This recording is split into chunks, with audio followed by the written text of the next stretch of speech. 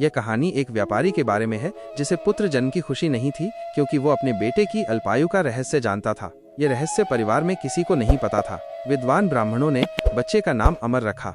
शिक्षा के लिए वाराणसी की यात्रा। जब अमर 12 वर्ष का हुआ तो उसे शिक्षा के लिए वाराणसी भेजने का निर्णय लिया गया। व्यापारी ने अमर के मामा दीपचंद को बुलाया और अमर को वाराणसी छोड़ने के लिए कहा। अमर और दीपचंद शिक्षा प्राप्त करने के लिए निकल पड़े। रास्ते में वे जहाँ भी रुकते यज्ञ करते और ब्राह्मणों को भोजन कराते थे। राजकुमारी चंद्रिका से विवाह।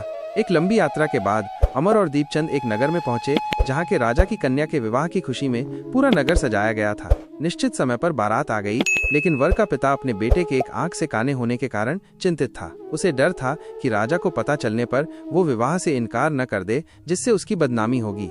वर के पिता ने अमर को देखा और उसके मन में एक विचार आया। उसने सोचा कि क्यों न इस लड़के को दूल्हा बनाकर राजकुमारी से विवाह करा दूं। विवाह के बाद उसे धन देकर विदा कर दूंगा और राजकुमारी को अपने नगर ले जाऊंगा। वर के पिता ने इस संबंध में अमर और दीपचंद से बात की। दीपचंद ने धन के लालच में वर के पिता की बात मान ली। अमर को दूल्हे के वस्त्र पहनाकर राजकुमारी चंद्रिका से विवाह करा दिया गया।